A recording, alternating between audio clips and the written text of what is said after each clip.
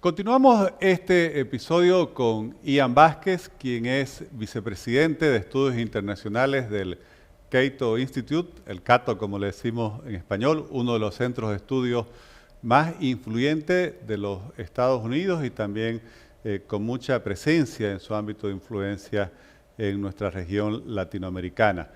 Ian también es coautor del Índice de Libertad Humana, ha sido columnista del periódico El Comercio del Perú y autor de numerosos artículos publicados en diarios tanto de los Estados Unidos como de toda Latinoamérica. A mí personalmente siempre me gusta ver sus entrevistas en CNN y otros canales que siguen la realidad de nuestra región.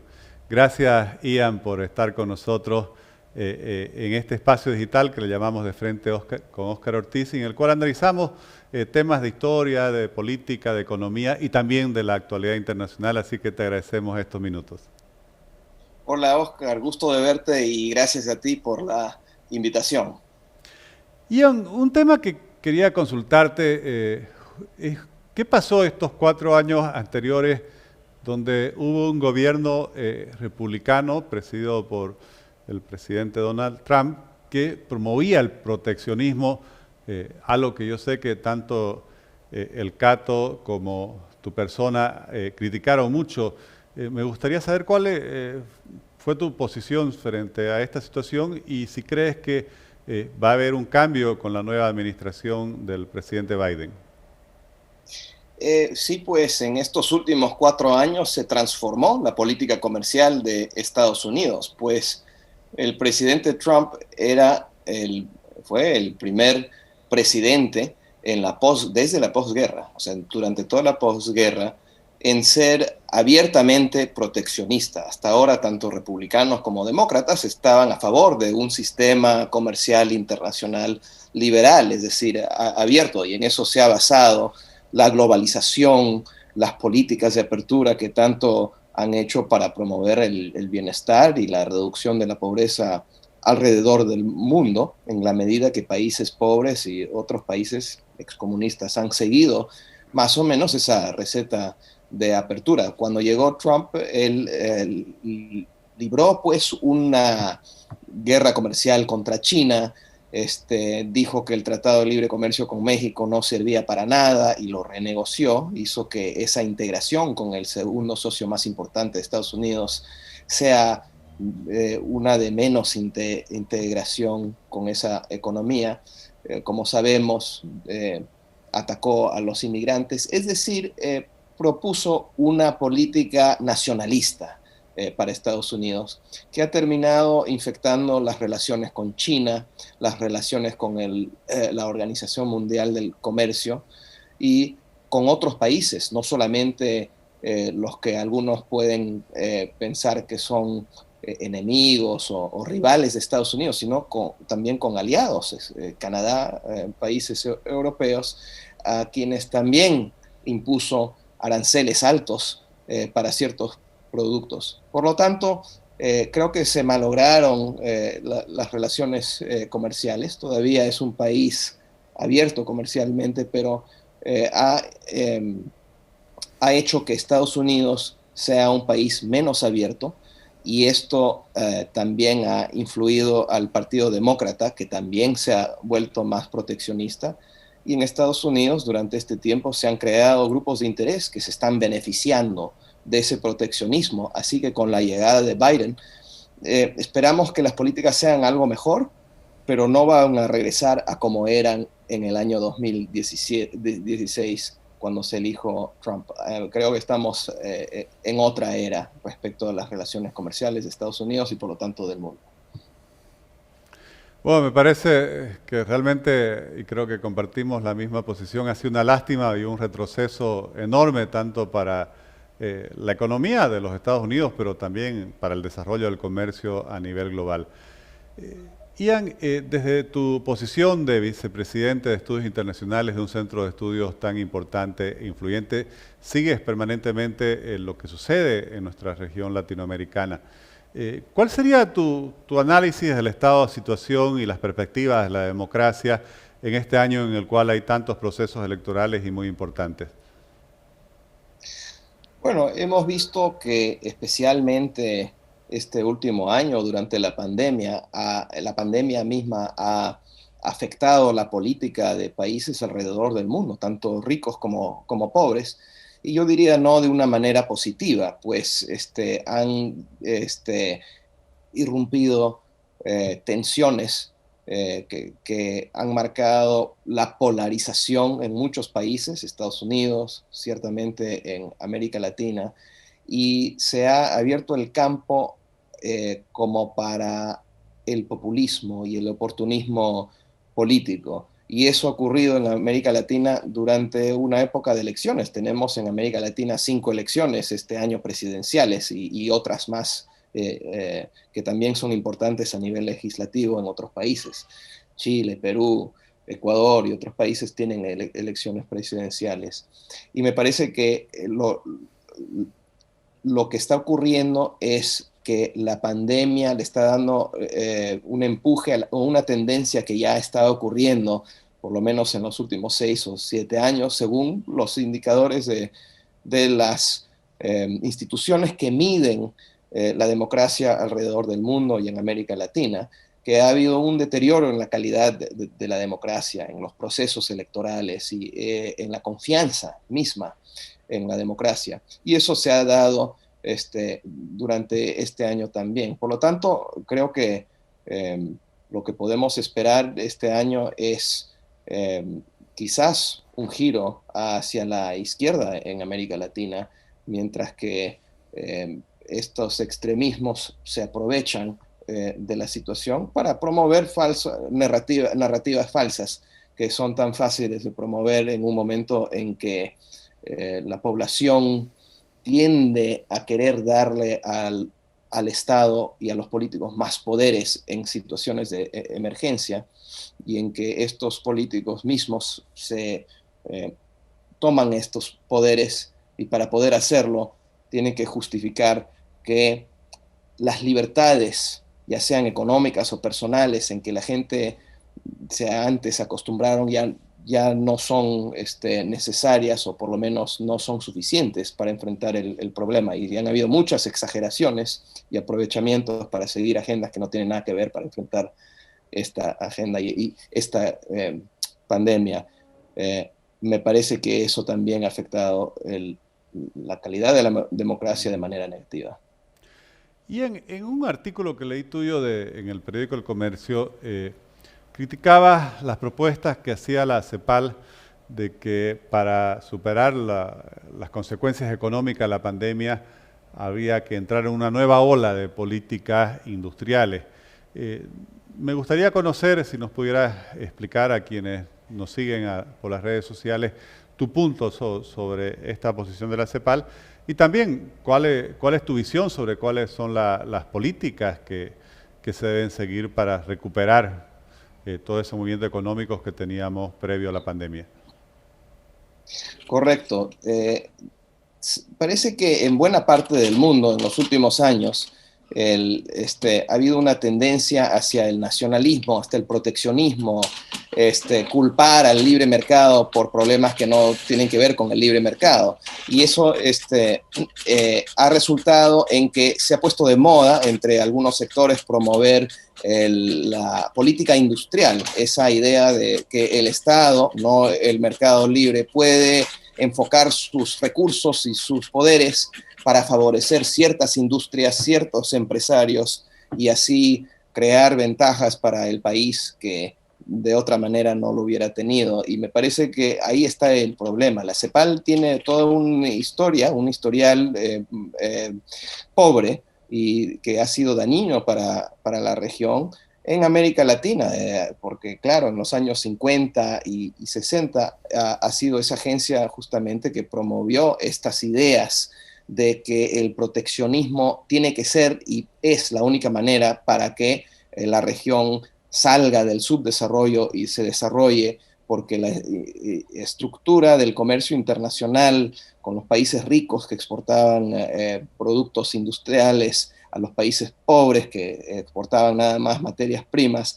siempre iba a crear una situación de desigualdad económica y de poder, y que solo se supera eso con ciertas protecciones y favoritismo del Estado. Bueno, hemos visto que eso condenó a la región a la pobreza y que terminó siendo irrumpiendo en una crisis de deuda en los años 80. Fue un fracaso total, mientras que otros países que escogieron otra ruta, como los países asiáticos, que en vez se abrieron al mundo, se desarrollaron y además se industrializaron. O sea que la narrativa era falsa, y me parece que está cometiendo el mismo error la CEPAL hoy día a la hora de decir que, como lo ha dicho su directora, que el capitalismo puro y duro en la región ha hecho de que la innovación no se dé en América Latina, y que el problema es que no hay una política industrial, y que en que el Estado puede escoger los ganadores y los perdedores. Y me parece que ese mensaje, como siempre ha sido el caso desafortunadamente en América Latina, es un mensaje que del que los empresarios aprovechan, porque son ellos los que van a recibir los subsidios, el favoritismo, el proteccionismo, bajo el argumento que es para el bien público. Pero no hay por qué esperar que los resultados de esa política van a ser diferentes hoy día de lo que siempre han sido alrededor del mundo y en el pasado en América Latina. Gracias, Ian. En otro artículo que leí tuyo en la prensa internacional, también destacabas esto que quizás hoy en medio de la emergencia no se valora, y es el desarrollo de una nueva vacuna contra la COVID-19 en prácticamente es menos de un año, y el rol que ha jugado en eso el sector privado. Me gustaría conocer, a partir de ese comentario que hacías en esa nota, ¿cuáles crees que son las buenas lecciones, por así decir, que debemos haber aprendido de esta época de la pandemia y de todas las medidas que se tomaron para tratar de evitar su propagación, y cómo utilizar esa experiencia positivamente hacia el futuro para tener mejores políticas económicas? Bueno, la historia de las vacunas contra el COVID es una historia de la innovación. Y lo que hemos visto justamente es que estas vacunas, las que mejor han funcionado, ya sea de Pfizer o de estas otras empresas, Johnson Johnson, etcétera, justamente han sido vacunas que se han desarrollado con alta efectividad en los países libres, en los países que más tienen libertad, y eso incluye libertad económica, es decir, los países en que el mercado libre ha funcionado. Es al revés de lo que dice la CEPAL, por cierto. Pero lo que podemos ver es que el progreso humano respecto a estas vacunas es algo inédito en la historia del mundo, porque ha demorado miles de años en que la humanidad detectó algunas enfermedades como la viruela, y hasta que encontraron tratamientos para eso. Después, en la medida que se encontraron nuevas enfermedades como el SIDA o Ebola, ese tipo de cosas, el tiempo que demoró para desarrollar estos tratamientos se iban acortando en el tiempo. 15 años, 5 años. Solamente demoró menos de un año desarrollar una vacuna para este COVID-19. Eso es inédito en la historia de la humanidad, y es por los diferentes innovaciones que han sido posibles únicamente por la globalización, el intercambio de ideas, y las multinacionales que han tenido acceso a grandes capitales para poder experimentar y fracasar, y también tener éxito en encontrar una solución para esta pandemia, no solamente para los países ricos y libres, sino para toda la humanidad, que también es una lección. La libertad en los países libres beneficia a toda la humanidad, no solamente a la gente libre. Y eso es una lección que aplica para muchas cosas, no solamente este problema. Entonces, estamos viendo una solución, pero hemos visto que los gobiernos también, en la medida que irrumpió esta pandemia, han respondido con todo tipo de medidas, algunas que se podrían justificar, pero en muchos casos, tanto en los países autoritarios como en los países democráticos, que han ido mucho más allá de lo necesario en quitar libertades de expresión, libertad de prensa, libertades de movimiento y demás. Algunas se pueden justificar, algunas no. Probablemente ha sido uno de los grandes problemas en los países alrededor del mundo, darle al Estado un monopolio en responder y especialmente en estar a cargo de la vacuna a la hora de tratar de tratar el pueblo, porque se están, por un lado, gastando cantidades enormes en la mayoría de los países de estímulos económicos para reavivar la economía, y a la misma vez se está monopolizando la respuesta con respecto a la vacuna por el gobierno para atender a la población. Pero el problema económico no se va a resolver hasta que se resuelve el problema de la pandemia en sí misma, hasta que la gente se vacune. Y entonces se han perdido grandes oportunidades. El sector privado tendría que haber podido participar mucho más de lo que ha participado, vender al precio que ellos quieran estas vacunas, y eso permitiría que el Estado mismo se podría enfocar en los grupos más necesitados, en donde ellos pueden dar una vacuna subsidiada o gratis, mientras que los ricos o la gente que puede o quiere puede pagar lo que deben hacer. Las empresas podrían, por ejemplo, vacunar a todos sus empleados. Hay muchísimas empresas que quisieran hacer eso. Ahí se va resolviendo rápidamente el problema económico.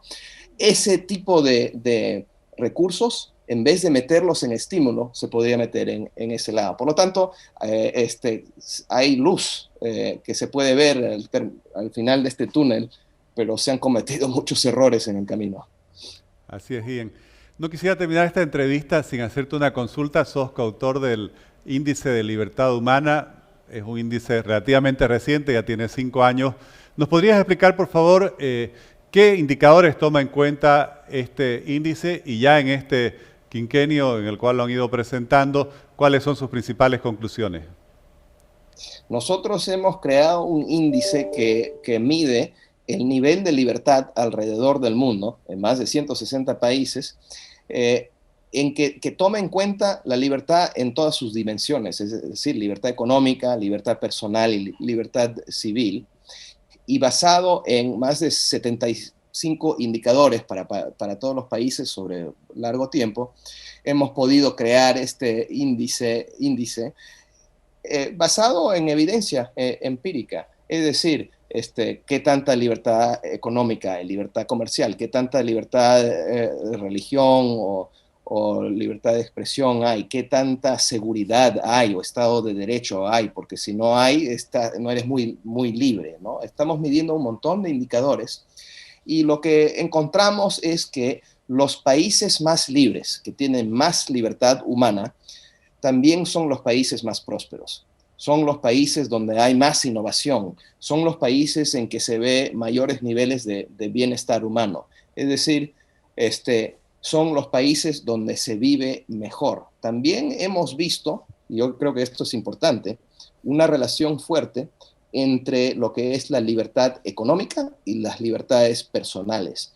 Si tú quieres vivir en un país que tiene altos niveles de libertades personales, debes escoger un país que tiene más o menos altos niveles de libertades económicas, porque es muy difícil mantener niveles de libertades personales altas en un país que no tiene libertad económica. Pues, como lo dijo alguien en un momento, el control de la economía es el control de la vida, y es por eso que los autócratas y los dictadores siempre quieren controlar la economía y eliminar la libertad económica, porque con eso controlan todo y se acaban las otras libertades. Y eso también es algo que encontramos en el índice de libertad humana.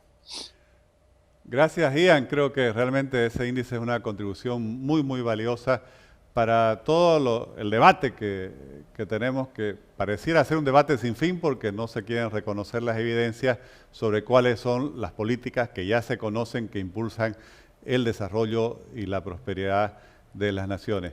Gracias, Ian, por atendernos desde Washington, donde trabajas, y felicidades por todo el trabajo que estás realizando. Y nosotros en este espacio digital quedamos muy agradecidos por compartir tus ideas sobre temas tan diversos, pero también tan importantes, y sobre todo también por la consecuencia en las posiciones, como por ejemplo las críticas que hiciste durante los años anteriores a esas políticas proteccionistas que, reitero, a mi entender, implicaron un gran retroceso para la economía internacional. Muchas gracias. Muchas gracias, Oscar. Encantado, un gusto estar con ustedes. Gracias, gracias.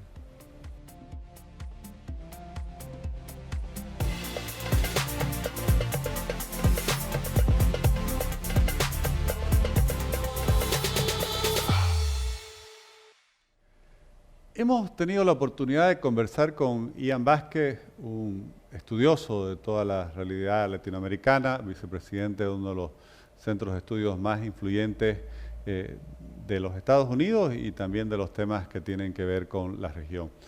Algunas ideas a destacar. Primero, realmente el proteccionismo que se impulsó durante la gestión del presidente Trump marcó un grave retroceso para la economía internacional.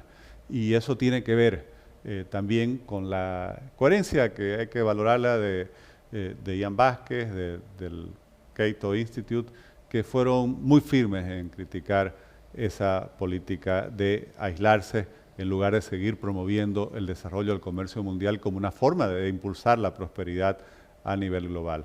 Y por eso también aquí en Latinoamérica estas posiciones que impulsa la CEPAL nuevamente de políticas industriales, yo creo que nos hacen correr el riesgo de hacernos perder por segunda vez el tren del desarrollo. Ya lo perdimos en el siglo XX cuando por estas políticas de encerrarnos hacia nosotros mismos nos quedamos con una industria obsoleta, mientras que los países del sudeste asiático despegaron y hoy se encuentran entre las naciones más desarrolladas del mundo. Otro tema fundamental, y creo que es una invitación para todos el leerlo, a quienes nos siguen por las redes sociales, el Índice de Libertad Humana o el Economic Index Freedom, en el cual se hace un análisis ya no solo de la libertad económica como otros índices, sino una consideración más global de la libertad, que obviamente no es solo económica, sino también política, por ejemplo, y que se ha comprobado que los países que reconocen y garantizan esta verdadera libertad para sus ciudadanos son aquellos en los cuales realmente el progreso se vuelve una realidad palpable, tangible para la vida de las personas. Estoy seguro que ustedes también coincidirán conmigo de que estos puntos de vista son muy valiosos, son muy interesantes y enriquecen el debate público, que es lo que justamente buscamos con este espacio digital de Frente con Óscar Ortiz. Muchas gracias por acompañarnos en este episodio y en esta conversación.